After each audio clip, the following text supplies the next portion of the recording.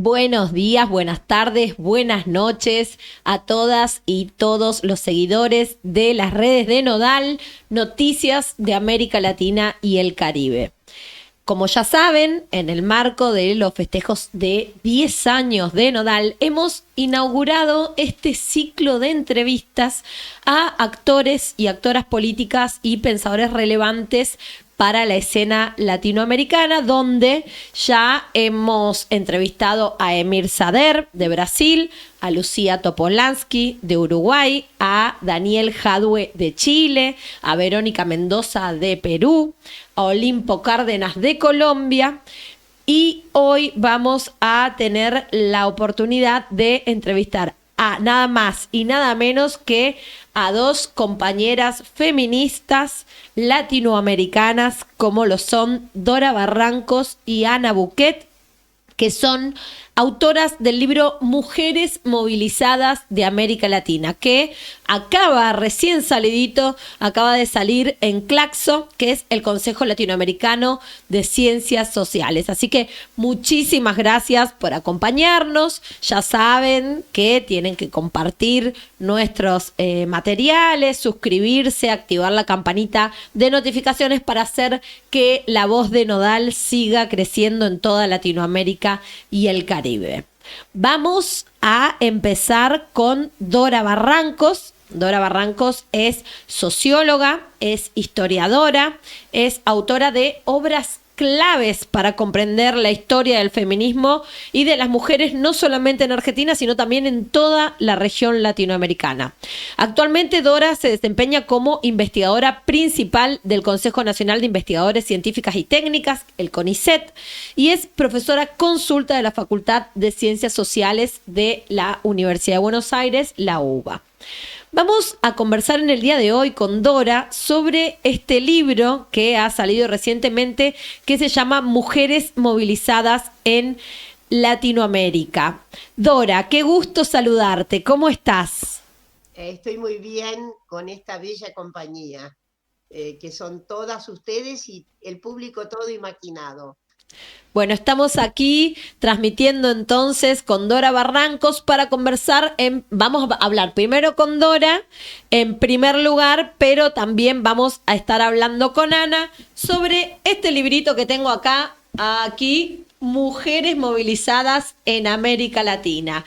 Dora, contanos, ¿cómo surge este libro, Mujeres Movilizadas en América Latina? Bueno, este libro fue parido por nosotras, por Ana y por mí, en un arreglo, yo diría, de mucha empatía, un arreglo previo, el enorme cariño que yo tengo por Ana, gran investigadora mexicana de origen uruguayo, y el libro nos fue propuesto por Claxo, por la preciosa unidad editorial que tiene, que es muy notable. Ustedes saben que Claxo se caracteriza no solo por la enjundiosa capacitación que brinda en muchísimos, muchísimos tópicos, sino que además tiene un sello editorial notable. Bueno, nos propuso, hay una colección que tiene un tamaño pocket, que es como yo digo, te voy a decir, es la popularización de los textos, como se hacía antes.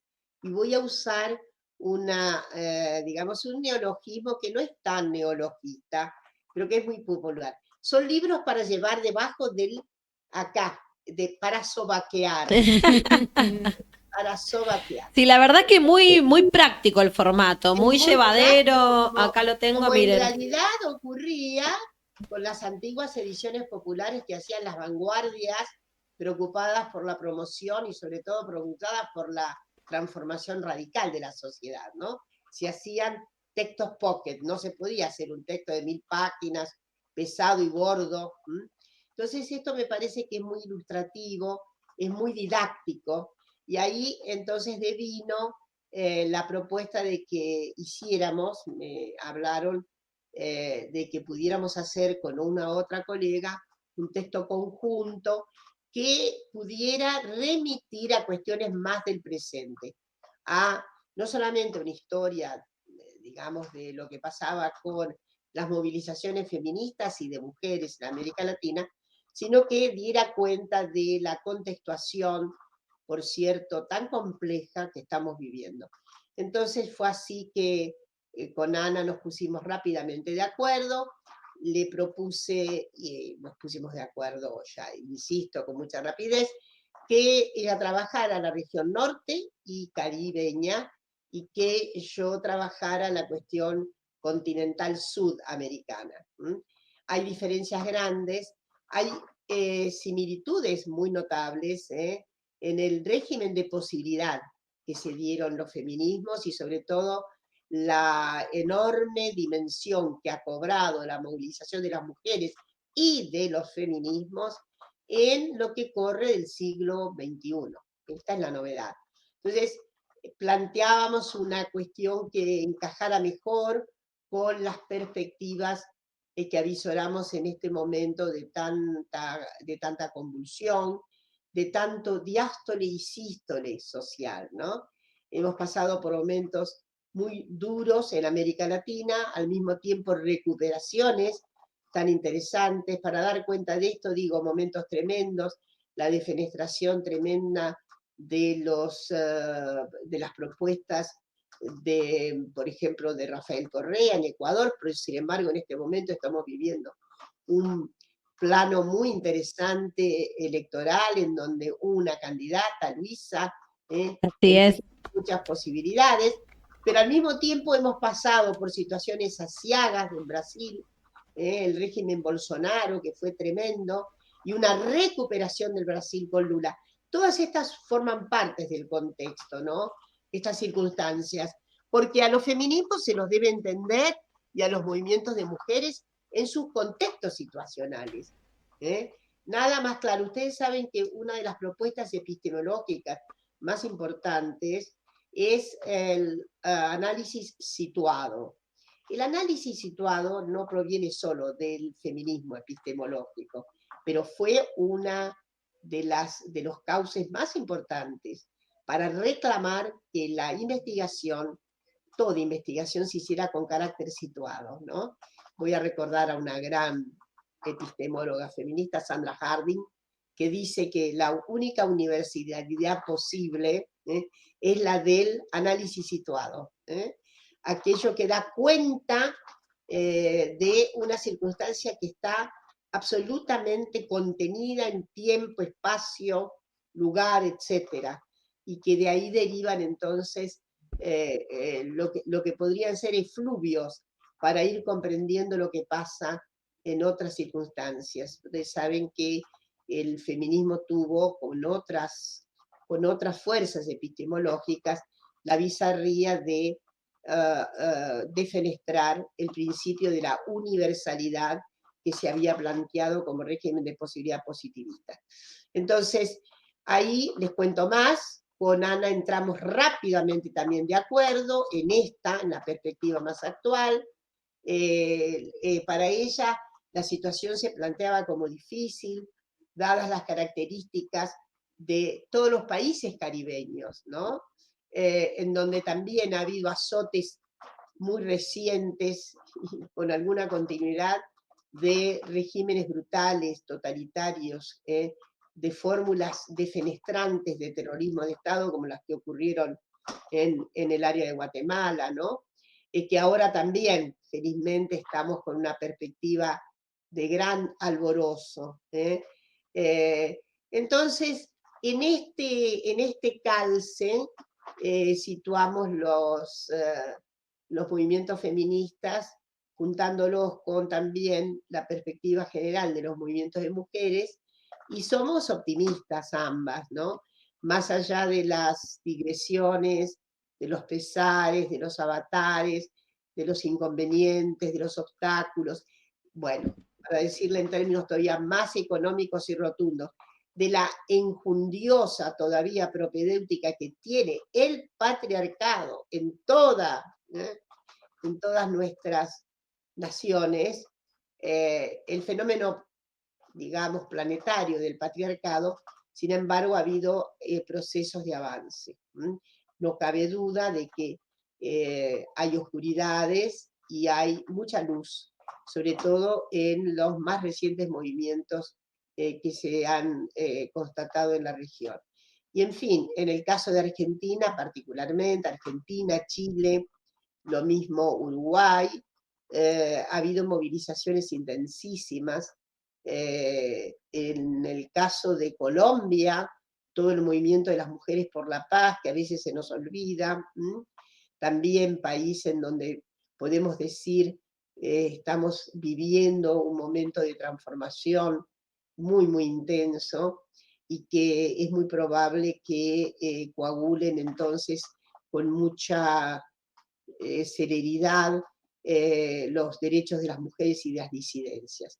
Qué interesante, Dora, lo que planteas en relación a esta heterogeneidad, pero también a poder situar desde América Latina y el Caribe las experiencias que dan cuenta de la emergencia de un fenómeno históricamente construido, pero con características particulares en nuestro territorio, ¿no? Y con una potencia muy grande como proyección.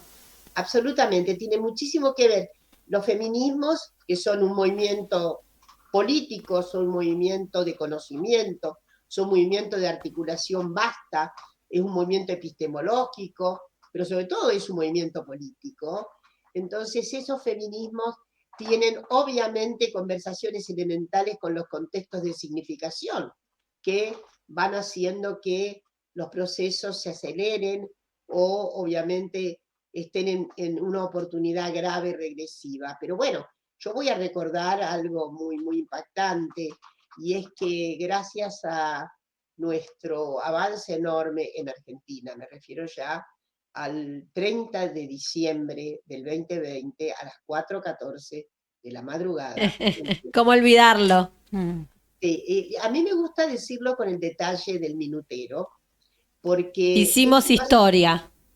porque es un paso tan trascendental, tan histórico, que vale la pena recordarlo y evocarlo con ese lujo de precisiones. En suma, ¿saben qué ha significado? Ha significado que haya, obviamente, impacto sobre los movimientos feministas. Obviamente, había llevado a la delantera en materia de la ley IBE Uruguay, pero comparativamente, dicho por las colegas brasileñas, ¿no? La ley argentina es una ley muchísimo más avanzada, tiene una técnica mucho más avanzada, tiene una expresión mucho más garantista, ¿no? Entonces, ¿pero qué ocurrió? Ocurrió que además del impacto sobre los diversos movimientos feministas y de mujeres, Chile, que vivió con mucha fuerza varios reverberos desde el 2018, el mayo del 2018 en Chile, que fue precursor de la enorme rebelión que después hubo. Bueno, lamentablemente, como decimos, ya ven, ¿no? Los movimientos son diástole y sístole. Lamentablemente Chile no pudo consagrar la Constitución. Hubo un retroceso enorme. En retroceso enorme, por supuesto que hay mucho análisis en Chile acerca de cómo pudo ocurrir esto, de qué fue lo que no se previó, en fin, y no lo quiero comentar acá porque es largo. Sí, claro. Pero, Dora, está conmigo Solange Martínez para entrevistarte también y quiere hacerte algunas preguntas. a ver, Solange, con enorme gusto. El gusto es mío, por supuesto. Dora, maestra de tantas de nosotras que luchamos. Yo quisiera traer este elemento, además del que acabas de mencionar con tanta claridad, del comprender situadamente el fenómeno social de los feminismos. Hay algo que ustedes con Ana también plantean en este libro y que tiene que ver con el movimiento feminista o los movimientos en tanto movimiento de masas. Y acá hay una diferencia también epistemológica en la forma de comprenderlo que me parece que está bueno recuperar. Y te pregunto entonces, ¿cuáles son los elementos, los aspectos que nos permiten hablar de los feminismos en tanto movimiento de masas? Bueno, porque en realidad hay un cambio enorme entre aquella perspectiva feminista, sobre todo en el Cono Sur, que era bastante inaugural, porque se salían de dictaduras feroces. O sea, la región norte, México, no padeció dictaduras. Por lo tanto, la absorción y la creación propia de un feminismo que en aquel momento es de segunda ola, años 60, 70, 80. Además, México fue el palco de la gran conferencia internacional, la primera conferencia internacional, 1975, de la ONU, ¿no? Entonces, lo que ha pasado es que tenemos un transcurrir enorme de modificación inclusive del aspecto organizacional de los feminismos.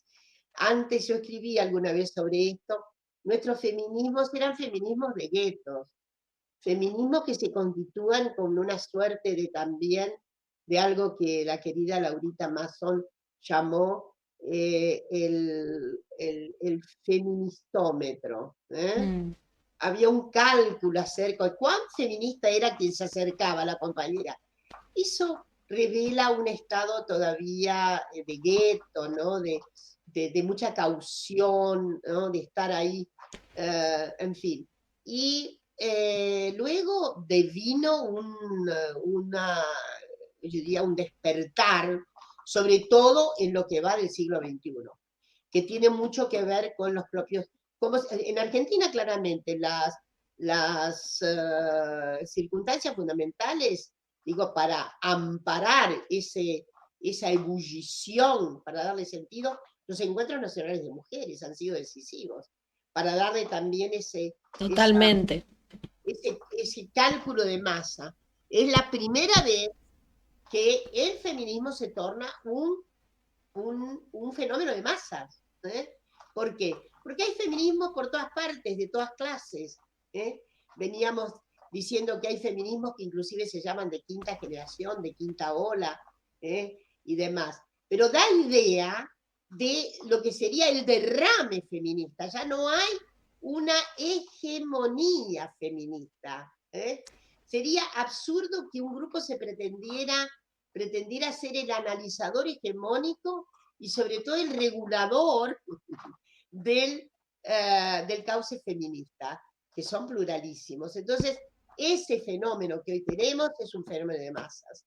Y creo que además ese fenómeno de masas tiene un incentivo extraordinario que a nuestra generación todavía no lo habíamos visto. ¿Cuál es el incentivo? La renovación de las edades. Ajá. La demografía, digámoslo, ¿no?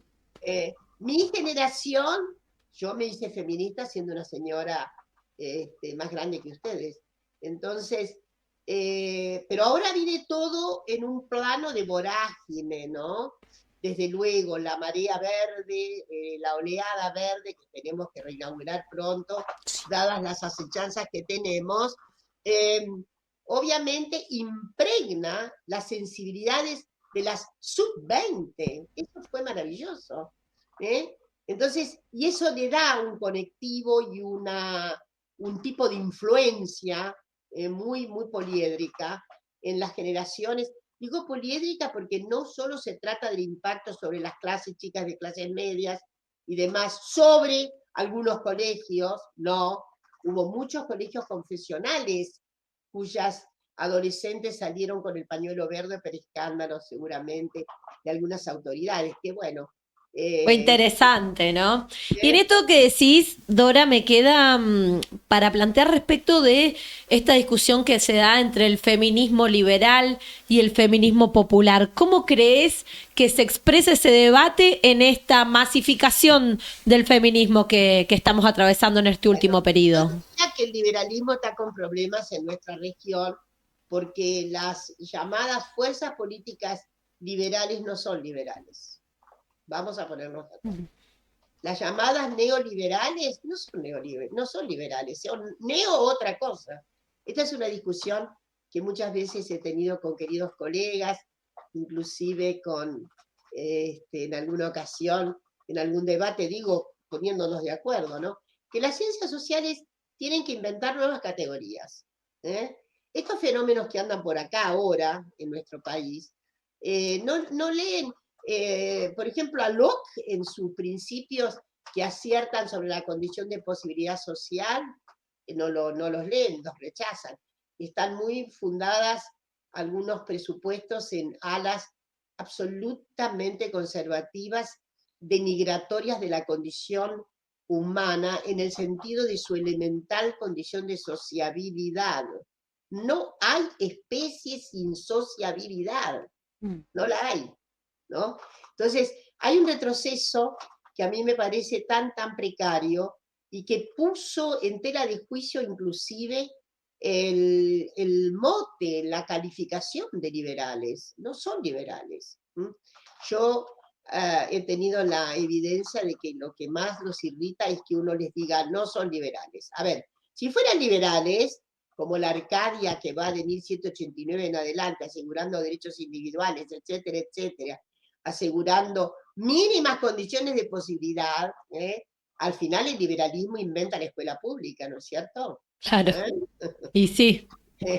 Al final el liberalismo inventó la salud pública. Sí. Entonces, digo, hay algo de estropicio en eso. Y más que nada tienen, obviamente, vetas directamente fascistas, el mesianismo, la procura profética de una suerte de, digamos, de contagio de magia, ¿no? De mucho esoterismo al mismo tiempo.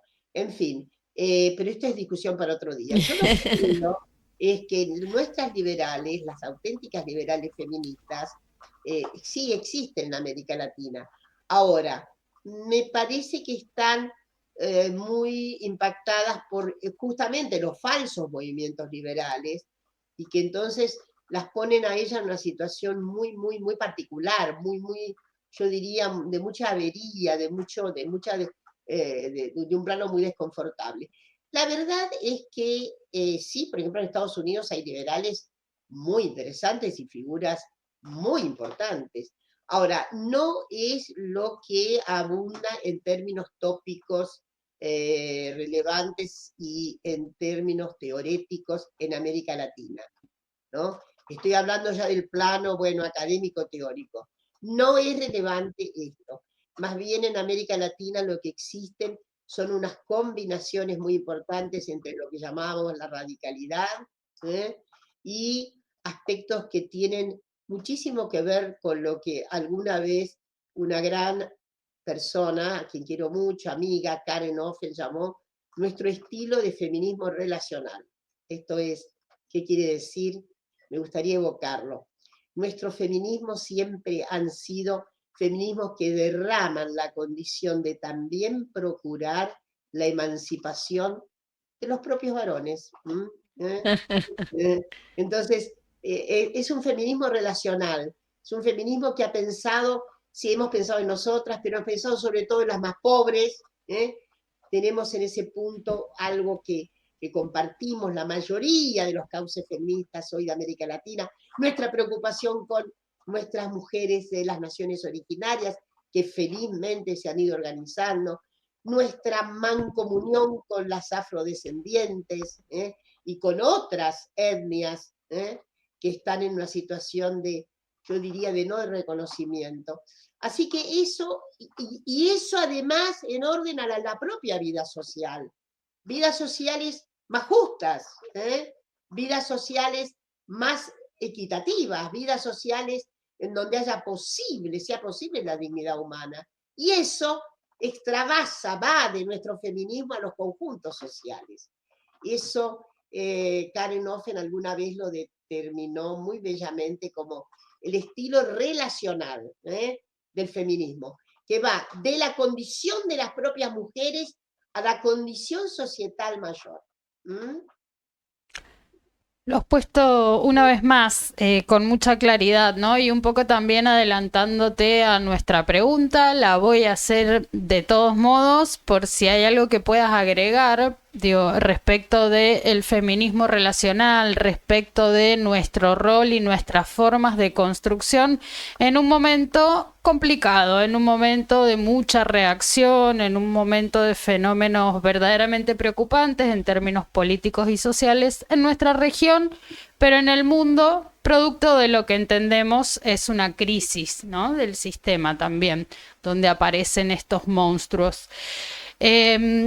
Entonces, Dora, ¿qué hacemos los movimientos feministas? ¿Cuáles son nuestros métodos privilegiados? En función de nuestra historia, hemos sabido construir una fuerza social revolucionaria en muy malas condiciones para nosotras, ¿no? ¿Qué nos toca en este ¿Qué tiempo? tenemos que hacer? Hacer, todos los días hacer, todos los días transformar una parte de nuestra existencia en un contacto activo, vivo, profundo, con las otredades, sobre todo con aquellas que están engañadas, engañosas, que están como, ¿cómo decirlo?, macilentas, en esa cosa que no es muy iluminada. Tenemos una obligación moral para esto porque la acechanza es muy grande. Yo no quiero imaginarme la posibilidad de una regresión tan monstruosa como la que prometen de viva voz algunas voces proféticas y mesiánicas que andan por acá. Porque no hay nada para engañarse, no hay nada que no se ha dicho. Es más, espero que sigan expresándose de tan viva voz, aunque ahora la técnica o la táctica es menguar un poco, dado que efectivamente puede haber un cálculo de cierta pérdida del efecto si se siguen sosteniendo las cuestiones desquiciadas. Eliminar lo público en la escuela, eliminar la salud pública, eliminar, bueno, diría que nuestra condición sería la del lobo estepario. Eliminar nada menos que un principio que ha sido de una injundia, no solo a propósito de un sistema político que se validó tremendamente en la Argentina con el peronismo, sino que derrama en general a todas las fuerzas progresistas nuestro ideal de justicia social, nuestro ideal de justicia social, nuestro ideal de redistribuir la riqueza, de redistribuir los bienes, que es siempre, desde mi perspectiva y desde no solo hablar de la mía, siempre tiene que compadecerse con la justicia de género. La justicia social es inescindible de la justicia de género. Y tenemos que explicar fuertemente qué quiere decir eso. Y tenemos que explicar con la mejor táctica posible, de lenguaje, de estructura persuasiva, qué nos espera. Y yo quiero decir algo. No solamente sería fatal el producido inmediato de esas políticas desventuradas y mesiánicas de hacerse cargo del repertorio del Estado, que al final no sé para qué lo quieren, si es solamente para dinamitarlo y destruirlo.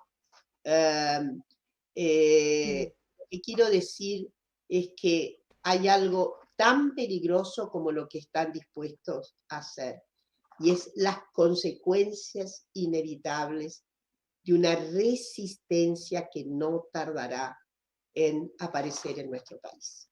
Esa resistencia, debe saberse, va a tener todos los riesgos. Hay que solo pensar en el 2001 para saber que el producido violento termina violentamente. Clarísima, Dora. Clarísimo lo que nos estás planteando, y nos dejas también una pregunta antes de pasar a conversar con Ana Buquet.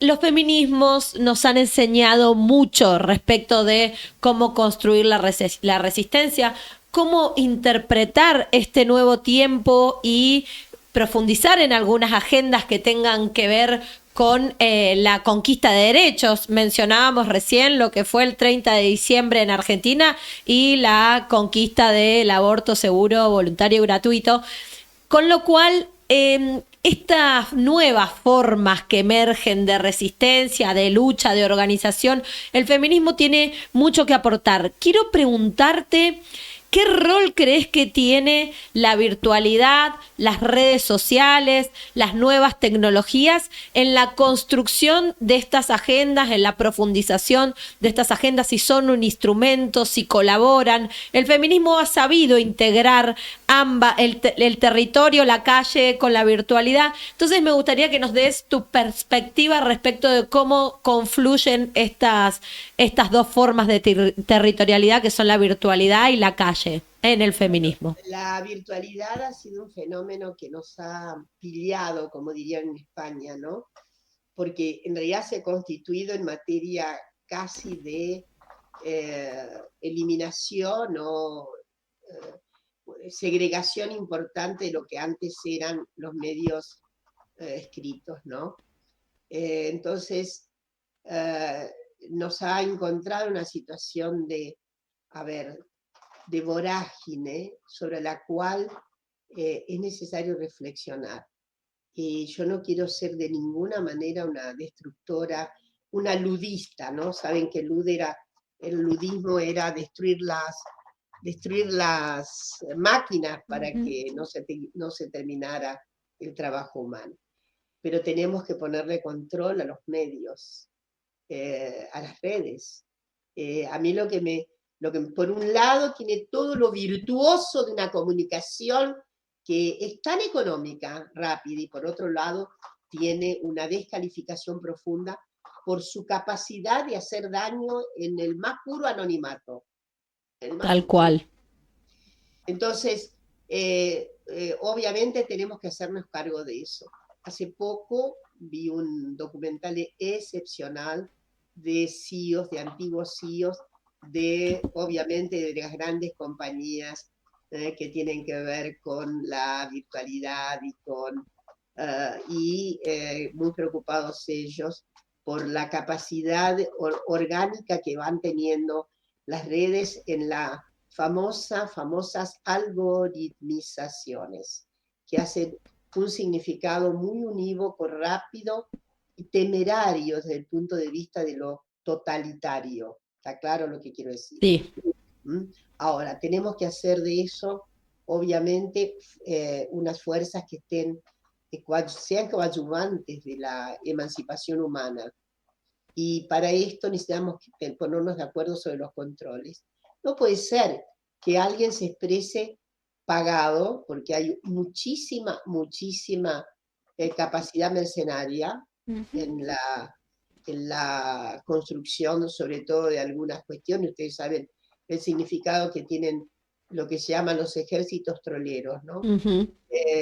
Y bueno, de todo eso la democracia se tiene que hacer cargo. Tenemos que ponernos de acuerdo sobre cómo son, y cuál es el control de calidad que tenemos para las redes, y cómo emana, y puede ser que el mero anonimato sea la referencia para que haya una implosión de motivos que pueden ser agonísticos para la vida. Entonces, yo creo que ese es el gran desafío que tenemos. ¿Cómo vamos a repensar una vida democrática con los medios virtuales que tenemos? ¿Cómo vamos a profundizar la vida democrática y no destruir los lazos humanos y sobre todo los fundamentos mismos de la relación humana? En fin, y sobre todo las feministas, tenemos muchísimo que decir en materia de conseguir un control de calidad que permita toda la libertad de expresión que se quiera, pero que haya controles sobre las emisiones. Súper interesante, Dora. Tiene que haber un control democrático sobre la emisión. En fin, es posible conseguirlo. Tenemos que ponernos de acuerdo de la misma manera que nos hemos puesto de acuerdo que no se puede clonar un ser humano. Hay un acuerdo. Nadie lo puede burlar. Yo creo que podemos llegar a eso. Soy una optimista, que ellas saben, ¿no? De confesionalidad. Creo absolutamente en la condición humana. Y entonces vamos a apostar de nuevo a que hagamos vivible el mundo de lo humano. Y para hacerlo vivible tenemos que tener relaciones empáticas y al mismo tiempo de reconocimiento fundamental para que nadie humille a nadie, comenzando por las humillaciones que produce la diferencia sexo-genética. Qué hermoso. Uf, y con estas reflexiones profundísimas a las que nos tenés acostumbradas y acostumbrados, no queremos irnos sin, bueno, preguntarte si quisieras hacer algún comentario más sobre tu obra, sobre el proceso o lo que se vendrá. No, nada más. Yo creo que ustedes saben que parir un libro tiene una cierta representación. No voy a decir que es lo mismo. No quiero parecerme a nada surrealista. Ya saben ustedes lo que quiere decir. Pero yo creo que el libro ya a una no le pertenece. El libro no lo pertenece. Uno hace libros, escribe libros, aprende muchísimo. Si ustedes me preguntan quién es el que más aprende, la autora, quien investiga, es un aprendizaje extraordinario, ¿no? Y que cumple el tratado epistemológico que yo heredé de un queridísimo profesor brasileño, de Nelson Rodríguez, que nos marcaba lo siguiente: el conocimiento no va del no saber al saber, es lo contrario, va del saber al no saber, instigándonos a otra perspectiva. De modo que, bueno, ahí están, los libros están, ya pertenecen, la gente escribe sobre los libros, hace un colibro, ya no me pertenecen. Así que, en fin, lo importante es que tenga algún servicio, en todo caso, que encuentren en los textos algún servicio propio para modificar su actitud, para rectificar algún rumbo, para, si contribuyo a través del libro a un estatuto emancipatorio de la subjetividad, que se insurja contra el patriarcado y las formas de opresión, pero que al mismo tiempo transforme toda esa potencia, esa potenciación en un sentido de empático, de sororidad, de solidaridad. Qué maravilla, Dora, qué maravilla, de verdad. Como siempre, escucharte es nutrirnos de esta vasta experiencia que no solamente es académica, sino que también es activismo, ¿no? Activismo, un feminismo hecho práctica, y de ahí también nos vamos nutriendo quienes estamos pensando y haciendo este nuevo feminismo que confronta con estas ideas reaccionarias que son muy de un clima de época, que también nos pone frente al desafío de ser profundamente creativas y repensarnos, y en ese contexto poder sistematizar, historizar esto que es historia reciente, ¿no? Porque es la historia de nuestra participación en las calles, de lo que viene pasando en toda América Latina y cómo las mujeres hemos ido ocupando un lugar cada vez más espacio y más masivo, quiero decir, un espacio cada vez más masivo en las calles y en la construcción de agendas políticas para construir esto que planteabas, que me parece súper integrador de esta conversación, que es la construcción no solamente de una democracia participativa, sino también poder transitar hacia la emancipación de la humanidad, y esto que planteabas de un estatuto emancipatorio de la subjetividad, ¿no? Estamos en ese desafío enorme, este tiempo nos pone frente a ese desafío, y esta obra que han escrito con Ana, por supuesto, nos invita a seguir pensando y a seguir construyendo de cara a esa agenda. Así que te agradecemos enormemente, Dora, por tu tiempo, por tus palabras, por tu reflexión, y obviamente que invitamos a todas y todos a leer este libro, a hacer lo propio y a seguir llenándonos de reflexiones que transformen y mejoren nuestra práctica feminista. Bueno, muchísimas gracias a ustedes. Ha sido para mí precioso encontrarme con esas nuevas generaciones tan contundentes en estos sentidos. Y desde luego un abrazo a Ana, a la que vamos a escuchar con enorme y cariñosa atención porque es una de las más vigorosas feministas de América Latina. Y muchas felicitaciones a Nodal por este 10º aniversario. Que siga gozando de mucha salud. Así será sin dudas, Dora. Muchísimas, muchísimas gracias.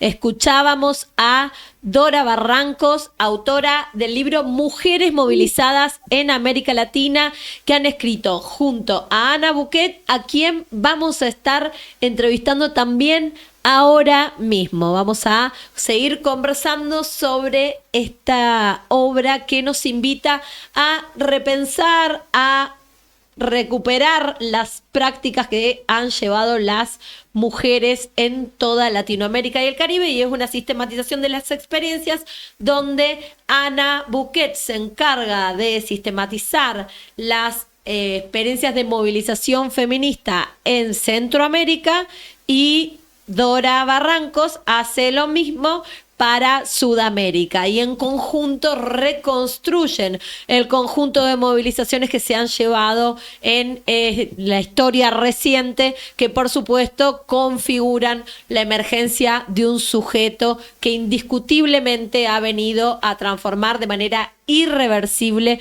las prácticas políticas y las conquistas de derechos en América Latina y el Caribe. Así que vamos a continuar conversando con la coautora de este libro, Mujeres Movilizadas en América Latina. Este libro, oportunamente escrito, como decíamos anteriormente, en un momento, una sistematización casi en tiempo real, ¿no? De las movilizaciones que se han dado en Latinoamérica. Como les comentaba al principio, la primera parte de esta sistematización la hace Ana Buquet, que está con nosotros en el día de hoy, que la vamos a entrevistar ahora. Ella habla de todos los procesos de movilización que se dieron en Centroamérica, y Dora lo que hace es tomar Sudamérica. Entonces, vamos a presentar, ya tenemos conectada a nuestra segunda entrevistada del día, que es Ana Buquet. Ana es doctora en sociología, es maestra y licenciada en psicología, especialista en estudios de género, sexualidad y educación superior, y es investigadora del Centro de Investigaciones y Estudios de Género de la UNAM en México. Uruguaya, pero viviendo en México. ¿No es así, Ana? ¿Qué tal? Un gusto saludarte. Hola, Paula, igualmente. Muchísimas gracias por esta invitación y por este espacio. Efectivamente, voy a decirlo en mexicano, uruguaya, nacida en Uruguay, viví 10 años allá y salí por la dictadura y llevo muchos años viviendo en México, más de 40, así que muy mexicana también. Mexicanota, está allá. Sí, mexicanota. Pero bueno, de acá al lado, nuestros primos hermanos. Así es. Así es. Bueno, ¿cuántos hijos del exilio e hijas tiene México, no? Uf, cantidad. Y o sea, porque además es el exilio sudamericano, ¿no? O sea, es Argentina, Uruguay y Chile en particular en esas épocas, que llegamos a un México maravilloso que nos recibió y que muchos y muchas quedamos integradas de manera así absoluta a este país. Y también, ¿no? Logramos entre las personas que nos recibieron y estos exilios formar y ser parte de esta cultura e integrar también muchas cosas de Sudamérica en México. Así que es una hermosa mezcla la que tenemos. Esa mezcla de lo latinoamericano que somos, al fin y al cabo, ¿no? Que siempre desde allá del Río Bravo hasta la Patagonia nos hermanan cantidades de símbolos y de cosas en común. Y bueno, también nos atraviesan las mismas luchas, los mismos tiempos, ¿no? Y muchos debates en común. quería preguntarte como para empezar a entrar en clima, ¿cómo fue en este proceso de, bueno, de exilio y de incorporación de una nueva vida, ¿no? Medio a la fuerza. ¿Cómo fue que te hiciste feminista, que entraste en estos debates, en este mundo? Pues yo creo que la mayor parte de las feministas lo somos por experiencia propia, ¿no? Por lo que hemos vivido. Entonces, em, creo que convergen ahí experiencias personales, ¿no? Experiencias institucionales. Yo quería entender muchas cosas de la condición de las mujeres, así que entré, digamos, primero por los estudios de género y me di cuenta de que eso era lo mío. Y creo que feminista fui desde chiquita, eh, desde muy corta edad. Así que digamos que los estudios de género me llevaron a entender, ¿no? Conceptualmente algo que se vive de manera experiencial y personal, ¿no? Ana, y contanos, estoy acá junto a Elisa García. La primera parte de la entrevista la hicimos con Solange Martínez. Ahora me va a estar acompañando Elisa García. Quiero hacerte otra pregunta y después le damos la palabra a ella, que ahí te saluda. Ahí Hola está. Ana, ¿qué tal? Muchas Hola, gracias Elisa. por conectarte con nosotras. Al contrario, gracias a ustedes por el espacio. Ana, quería preguntarte respecto al libro, ¿cómo surge esta idea de hacer este libro Mujeres movilizadas en América Latina? Y bueno, pienso que los estallidos feministas del siglo XXI en América Latina fueron, digamos, el motivo por el cual a Claxo le interesaba tener una visión de todo lo que estaba pasando en América Latina. Dora y yo nos conocemos hace muchos años, así que tuve la fortuna de que Dora me invitara, que hiciéramos juntas este trabajo, pensando además justamente en estas dos regiones, ¿no? Sudamérica y México y Centroamérica, y entonces cada una ubicada geográficamente en estos distintos lugares, podíamos complementar un poco la visión que siempre quedará corta, pero bueno, era una manera de poner en un texto pues todo lo que está pasando, que es algo realmente yo creo que muy importante, muy conmovedor. A mí me emociona muchísimo los movimientos feministas que están ocurriendo en este siglo XXI. Así que bueno, juntamos, digamos, las experiencias y las ideas que pudimos tener sobre estos procesos, ¿no? Qué interesante, Ana. Ahí para justamente hacer referencia a estos nuevos movimientos feministas, no nuevos porque tiene una larga historia, una larga trayectoria, pero bueno, en esta cuarta ola ustedes hacen referencia a una nueva forma de organización de los movimientos feministas, donde aparecen redes colectivas, sin jerarquías. Bueno, ¿qué podés comentarnos en relación a esos procesos de organización? Sí, Elisa, muchas gracias. Efectivamente, como tú dices, el feminismo lleva siglos, ¿no? No décadas, lleva mucho tiempo. Y a lo largo del tiempo se le ha ido tratando de clasificar, digamos, con esta metáfora que es las olas feministas, que por cierto, pues también hay discusiones dentro del feminismo, discusiones de carácter conceptual, ¿no? De si esta metáfora representa o no representa las distintas etapas del movimiento feminista, ¿no? Porque además pensemos que en distintas regiones del mundo los feminismos consiguen cosas diferentes, ¿no? Que puede haber un país que estaba en la segunda ola mientras otro estaba en la primera, o uno ya pasó a la tercera, en fin, ¿no? O sea, ahí hay discusiones muy interesantes, pero yo me sumé a la idea de que esta es una cuarta ola por varias cosas, ¿no? Porque tiene que ver con esto que tú planteas de las formas de organización actuales de este feminismo. Creo que aquí hay varios elementos a destacar, ¿no? Uno es, bueno, el uso de las tecnologías de la información. Ninguna, digamos, etapa anterior del feminismo tenía esta herramienta de comunicación inmediata que atraviesa océanos en segundos, ¿no? Así que esta es una característica muy importante. Yo creo que es clave en la organización de un feminismo que además es global, ¿no? Porque esto tampoco podía pasar en épocas anteriores, esta cosa simultánea de los movimientos, de los estallidos, de estas movilizaciones masivas de mujeres en distintas ciudades del mundo, ¿no? Así que primero el tema de las tecnologías de la información, el papel importantísimo que han jugado en la organización de estos movimientos. Y bueno, y hay una serie de expresiones y una serie de herramientas políticas muy interesantes que surgen también.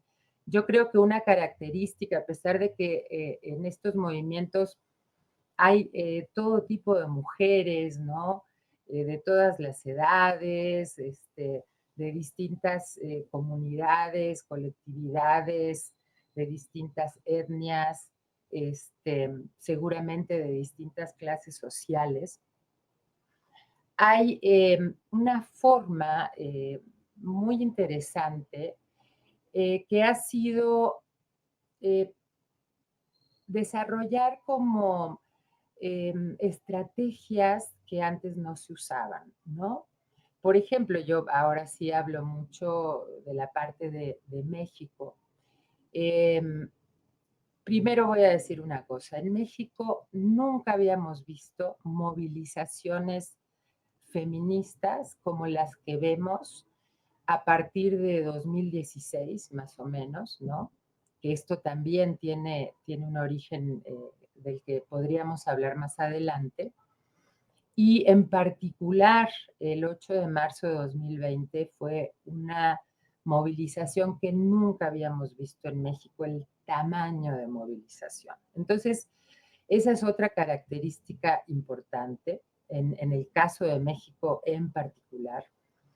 Y otros elementos que han tanto disparado la unión esta colectiva de jóvenes con muchas otras mujeres ha sido hacer visible un tema que lleva mucho tiempo siendo un gran problema para las mujeres, que es la violencia, ¿no? La violencia contra las mujeres, la violencia de género, ¿no? Una violencia que se ejerce contra las mujeres por el hecho de ser mujeres y, bueno, por el lugar y los roles sociales que el sistema de género, eh, digamos, le da a las mujeres, ¿no? Entonces, hacer visible la violencia ha sido una cosa muy interesante. En México se han usado distintas estrategias, sin duda las redes sociales.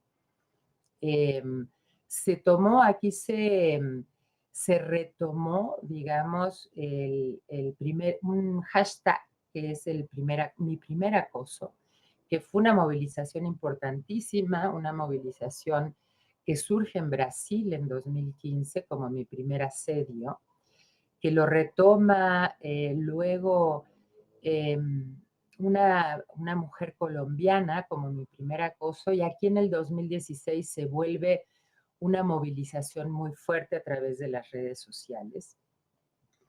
Y también se han usado otras estrategias. Hay una que se llama el tendedero, que es bien interesante porque es una reapropiación de una expresión artística que se usó en los 80s, especialmente impulsada por una artista mexicana, Mónica Mayer, que en aquel entonces se le ocurrió como una exposición pública, justamente que en papelitos diferentes las mujeres pudieran decir qué experiencias habían tenido respecto a la violencia, ¿no? A la violencia de género. Y esto emergió nuevamente, emergió mucho adentro de las universidades y había tendederos en todas las facultades en donde las estudiantes de esa manera podían, por un lado, hacer públicos sus experiencias de acoso, de hostigamiento y al mismo tiempo hacerlo colectivo, ¿no? Porque eso permitía justamente socializar un malestar que siempre había estado, eh, digamos, en el nivel de lo personal, de lo íntimo, y que cuando esto se socializa, se entiende en su verdadera estructura, que es esto no le pasa a una, no le pasa a otra, no es una excepción, no tiene que ver con cómo te vistes o con en dónde andas, a qué lugar, a qué hora sales a la calle, sino esto nos pasa a todas o nos pasa a muchísimas mujeres y se vuelve un elemento colectivo.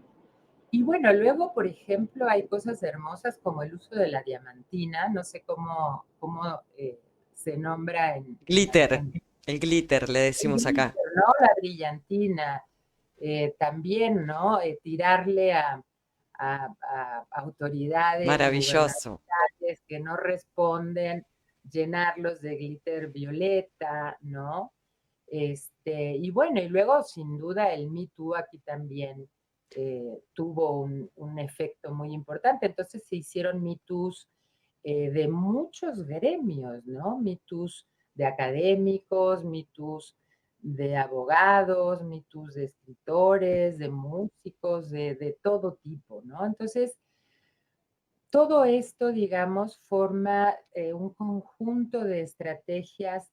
Hay otras que corresponden a ciertos sectores del feminismo que tiene que ver con la apropiación de los monumentos públicos, ¿no? La pinta de monumentos muy valorados, ¿no? Tan es así que cada vez que salimos a marchar, ahora el gobierno le pone vallas a los monumentos, a los edificios para Acá que también. nadie entre, ¿no? Entonces, bueno, una serie de estrategias que son novedosas, que son impactantes y que también, ¿no? Como planteabas, Elisa, tratan de que sean estas organizaciones eh, horizontales, ¿no? Más horizontales. No sé si siempre se logran, ni si se logra siempre de la misma manera, pero esto tiene que ver con que la participación de las mujeres en los movimientos sociales, que siempre las mujeres hemos participado en los movimientos sociales, siempre ha sido bajo esa lógica patriarcal, ¿no? De organizaciones más verticales, con liderazgos y protagonismos muy evidentes. Acá eso trata de no ser así, pero además la lógica de las mujeres juntas y separadas de los hombres, hay movimientos separatistas, no todos son así, también tiene que ver con que las organizaciones de los movimientos sociales reproducen las estructuras patriarcales y no solo no incorporan las demandas de las mujeres, sino que la forma de relacionarse dentro de estas estructuras también es patriarcal. Y eso explica un poco por qué hay estos movimientos separatistas en donde solo puede haber mujeres, ¿no? Porque además la confianza de estar entre mujeres y saber que estás en un lugar seguro.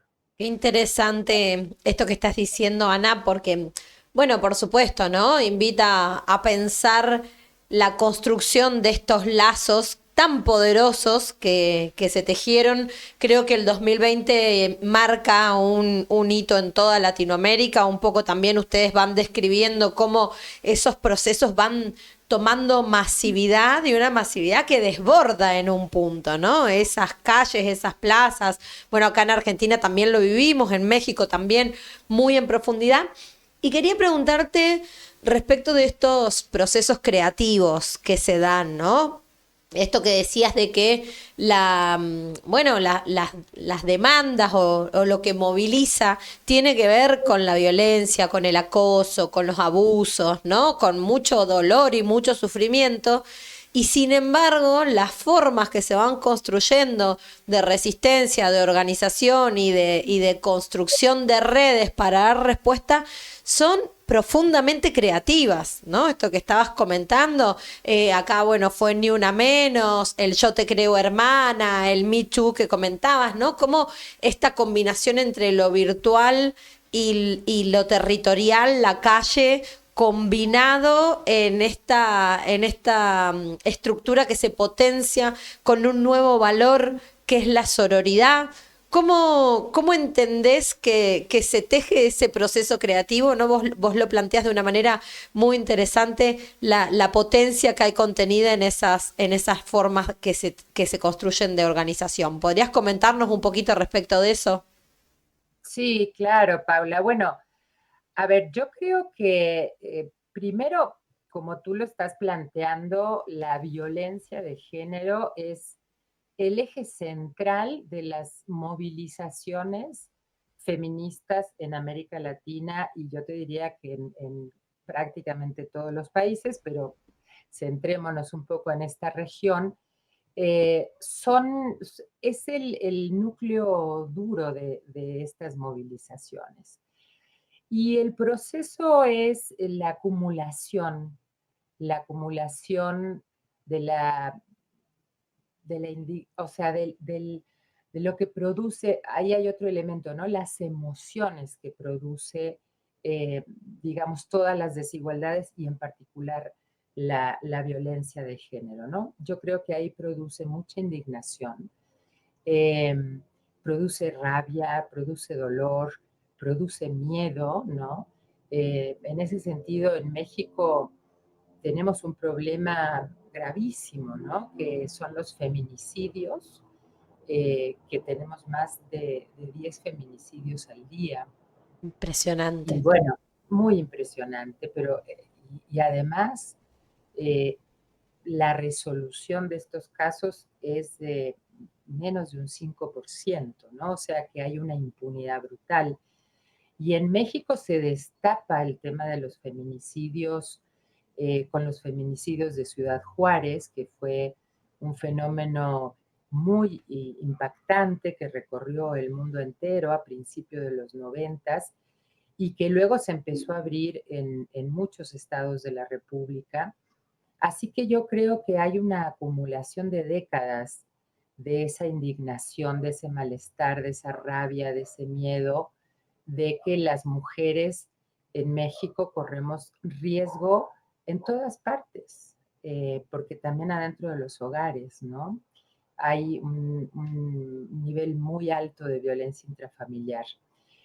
Y esta acumulación y la falta de respuesta institucional, yo creo que ese es un elemento muy importante, que en México se ha avanzado muchísimo a nivel formal en leyes, ¿no? En leyes a nivel nacional, en la creación de estructuras, ¿no? Como el Instituto Nacional de las Mujeres, como la Comisión Nacional contra la Violencia de Género.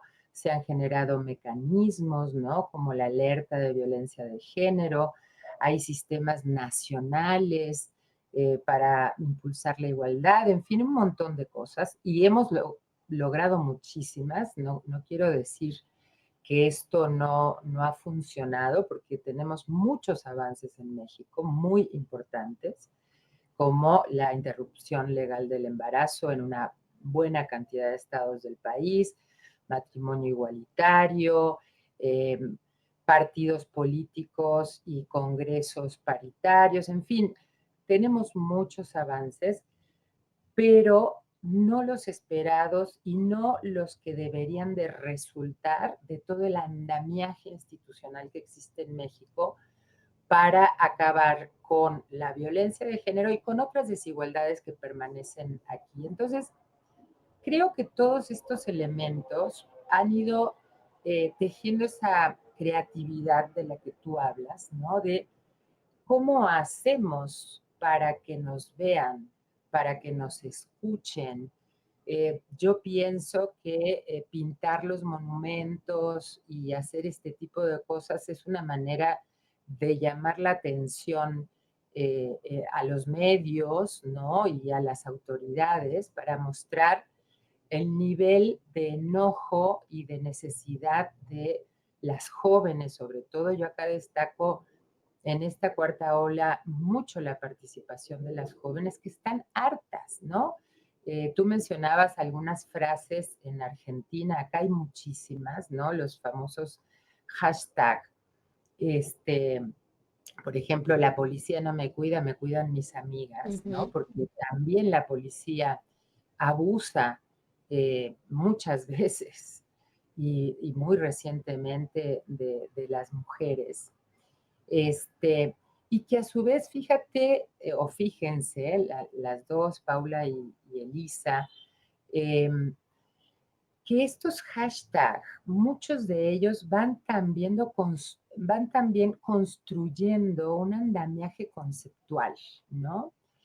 Cosa que es muy interesante porque estas pequeñas frases representan una enorme cantidad de cosas. Y yo quiero destacar, por ejemplo, la innovación impresionante que fueron las tesis, ¿no? O sea, Totalmente. Ujú. ellas generaron un performance, Recorrieron el mundo. recorrieron el mundo, ¿no? A mí se me pone la piel de gallina, digamos, de pensar en el efecto que eso causó. Yo creo que ahí se juntan la juventud, yo creo que la juventud, la vida más digital, ¿no? De las nuevas generaciones y la necesidad de ser escuchadas. Excelente, qué interesante lo que nos estás comentando. Nosotras un poco en esto que recién mencionabas sobre las jóvenes, también haces mención, haces referencia a las mujeres indígenas y el protagonismo que también asumen en estas colectivas, en estas formas de organizarse y de hacerse visibles. Y bueno, que asumen justamente una iniciativa que podríamos decir es disruptiva, ¿no? Que marcan una conversación y además convocan a acciones en los territorios. Y bueno, por ahí estaría bueno que nos comentes un poquito porque haces un desarrollo en relación a lo que sucede en Centroamérica que es muy interesante. No, eso es impresionante, además es muy esperanzador, ¿no? Porque, por ejemplo, en México, las mujeres zapatistas que hicieron un encuentro internacional de mujeres del mundo, ¿no? Mujeres que compartían distintas lenguas, idiomas diferentes, ahí sí, totalmente multicultural, o sea, todo tipo de mujeres, y las mujeres zapatistas haciendo un llamado que para mí es muy importante, ¿no? Que es un llamado a la unión de las mujeres, porque aunque las mujeres somos todas diferentes y sin duda sufrimos las desigualdades en distintos niveles y grados, y no todas las mujeres sufrimos las mismas desigualdades, porque las mujeres estamos atravesadas por distintos marcadores de desigualdad social, ¿no? Justamente las mujeres racializadas, el tema de la clase, pero muchos más, ¿no? O sea, en realidad hay muchos marcadores de desigualdad social. Ahonda o hace vivir estas desigualdades de manera diferente, pero las mujeres zapatistas hicieron un llamado a la unión de las mujeres en contra del patriarcado y dicen ellas, de cualquier patriarcado.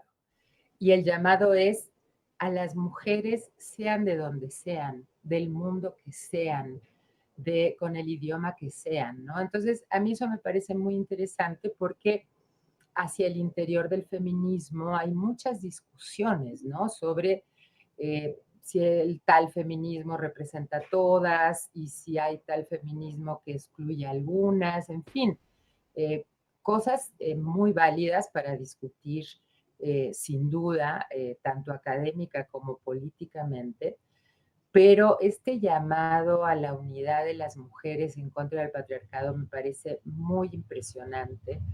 Se ve también en países de Centroamérica, ¿no?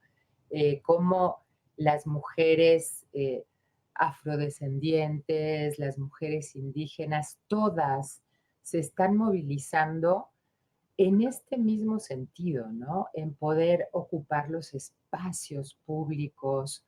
Hay un caso muy interesante de Panamá, por ejemplo, eh, de un movimiento de mujeres que quieren usar las canchas públicas, ¿no? Las canchas de básquet, y que cuando llegan, pues siempre están ocupadas por los hombres y además si ellas en algún momento las pueden ocupar, siempre hay estos comentarios de, ay, ¿qué hacen las mujeres aquí? Que no saben jugar, o empezar a acosarlas. Entonces, u otras mujeres en Guatemala, mujeres muy jóvenes además, también indígenas, que recorren los barrios para informarles a otras mujeres sobre sus derechos, sobre los derechos sexuales y reproductivos.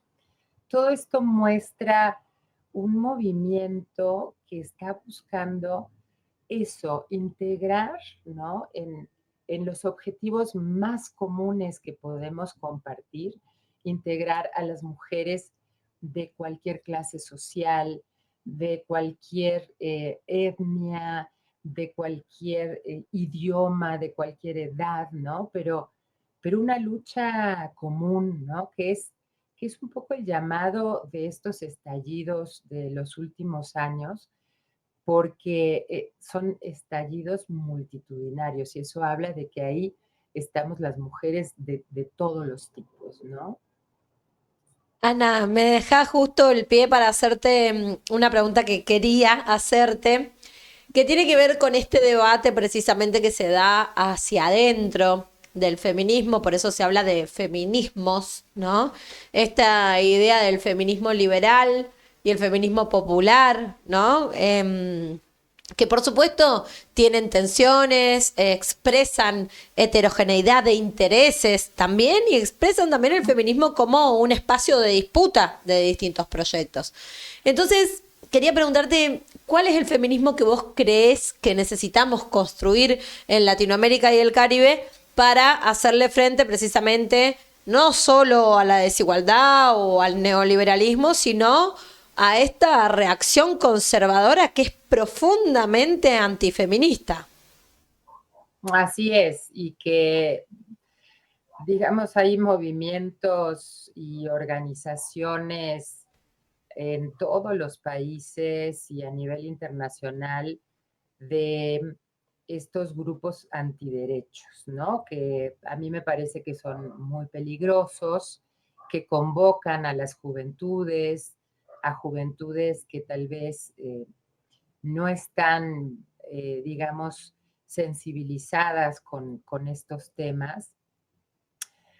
Yo abogo por un feminismo, el feminismo más incluyente posible, ¿no?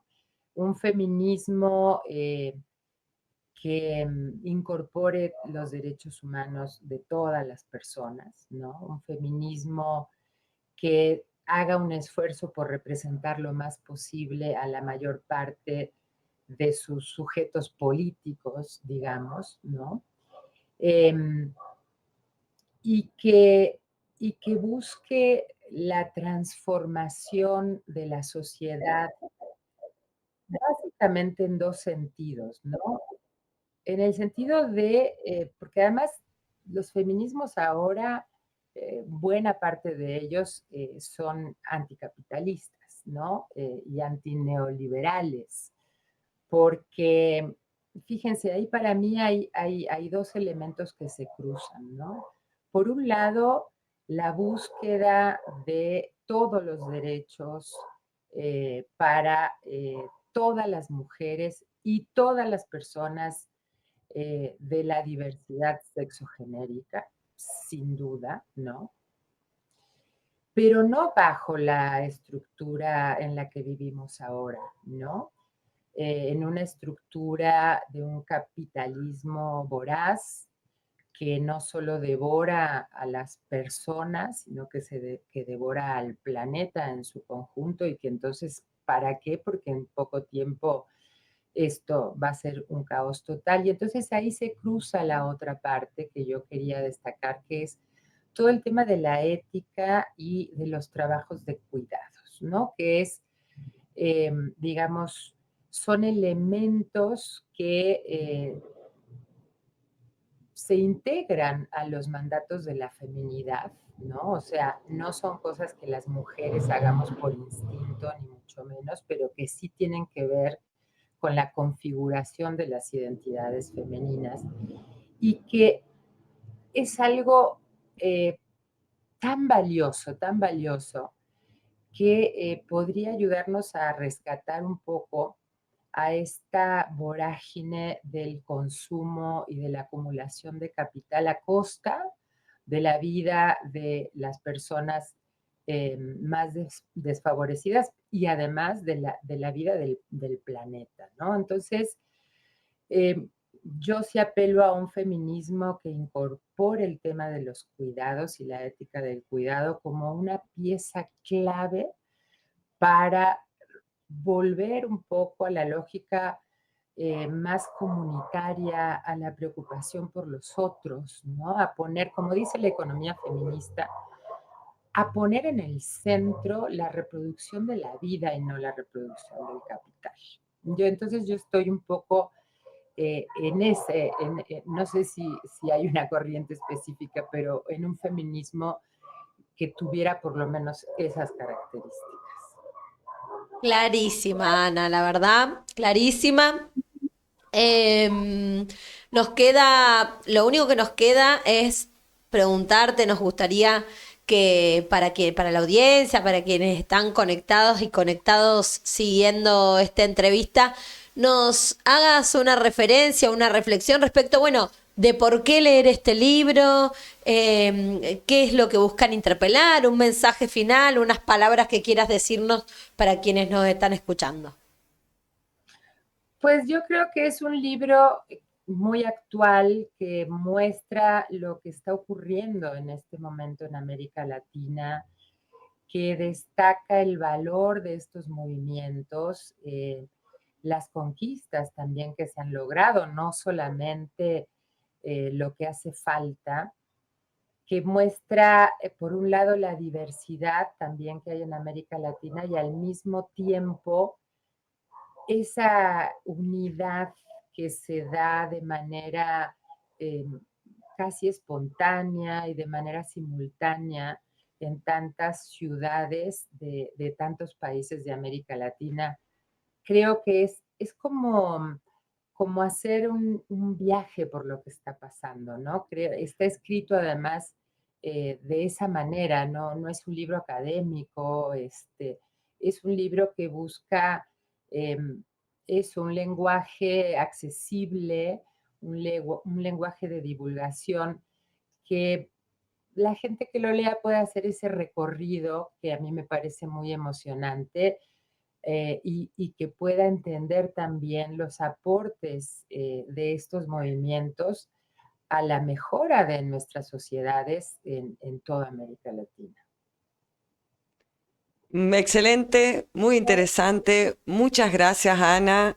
Muchas gracias a Dora también, que estuvieron compartiendo las dos este tan interesante libro, Acá Mujeres lo tengo, súper Movilizadas recomendado. en América Latina. Muchas gracias por compartir con Nodal en estos 10 años este tan interesante desarrollo que es para leer y también para accionar, para encontrarnos, para reunirnos. Así que muchísimas gracias, Ana.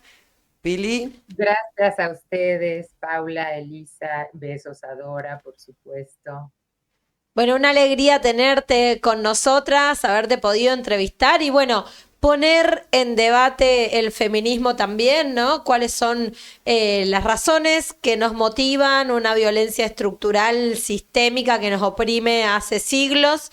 Y a su vez también la capacidad de respuesta creativa y toda la potencia que hay contenida y todo lo que nos queda por luchar todavía. Así que una alegría poder tener intelectuales, académicas como vos que nos brindan estas herramientas y que además hacen estos procesos de sistematización que no queda, hace que las luchas no queden en el olvido, sino que sistematizar, contar, dejar por escrito también ayuda a reflexionar y a darle una vuelta, ¿no? Para que haya nuevas síntesis que después vuelvan a traducirse en mejores prácticas en la calle. Así que muchas gracias por ese aporte, Ana. Y bueno, la próxima ojalá que sea presencial. Esperemos que Ojalá que sí. Un abrazo a todas. Un gran cariño. Chao, chao. Ana Buquet, estábamos entrevistándola junto a Dora Barrancos para conversar sobre el libro que han terminado de publicar recientemente, Mujeres Movilizadas en América Latina, que es publicado por Claxo y que por supuesto desde Nodal invitamos a leer para seguir reflexionando sobre la práctica de las luchas feministas que se dan en toda América Latina y que han llegado para quedarse. Así que, bueno, cerramos con esta nueva edición de Nodal Entrevistas. Así es. Ha sido un enorme orgullo, un placer poder estar conversando con Ana y con Dora. Y como siempre nos vemos en la próxima entrevista de Nodal. Un gran saludo a la comunidad de Nodal y no se olviden de seguirnos, de conectarse, compartir nuestros contenidos, activar la campanita de notificaciones y seguir conectándose. Hasta la próxima.